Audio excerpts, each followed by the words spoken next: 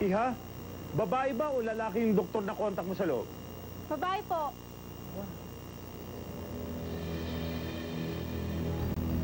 Yabang talaga ng Romano na yan, sir.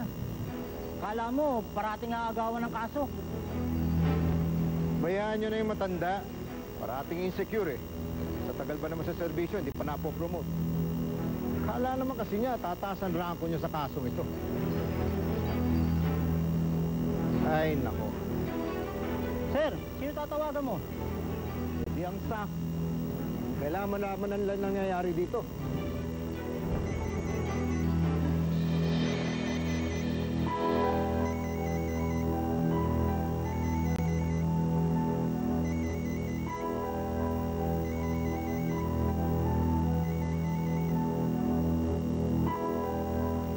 Hello.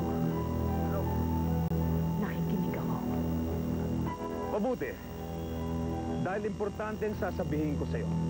May nagpulong sa akin, 1,000 pipit, na meron ka palang hinihintay na puso mula sa kabilang ospital para ilipat sa anak mo. Sa tingin mo ba, makukuha mo ang gusto mo? Ha? Nagkakamali ka ron. Dahil siniguro ko at tinawagan ko na yung kabilang ospital para i-hold ang pag-harvest ng puso na ililipat sa anak mo. Hindi mo ba alam kung ilang mga doktor, nurses, pasyente at kaanak nila ang hawak ko dito sa loob ng ospital? Hoy! Nakaharap ko na ang maraming kriminal. Hindi mo na ako matatakot pa.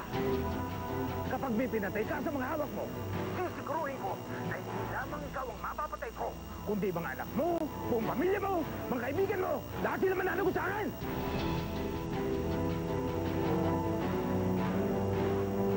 Kaya ako sa'yo, tigilan mo na yung ginagawa mo. Sumuko ka na, pati mga kasamaan mo. 30 minuto. Hmm?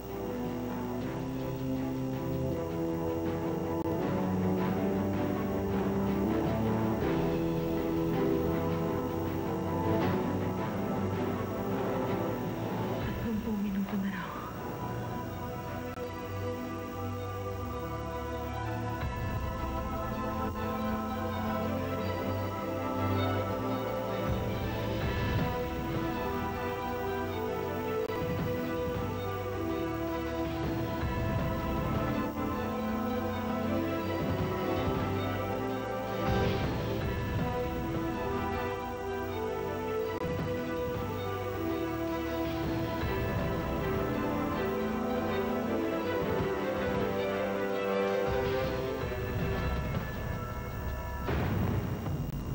Kuya, kaya lang ako nagpunta. Paki-confirm na nailigpit nga ba ng mga bata mo si Totoy? Sinong Totoy? Yung taga Baguio Gapas. Yung magsasaka. Arturo Montanggol ang tunay niyang pangalan. Anak ng wete. Si Totoy pala yun? May 30 minuto ka pa, doktor. Para mabuhay. May sa demonyo talaga ang hayop na yun. Buhay pa siya, Miguel. Buhay pa si Totoy. Wala kang silbi!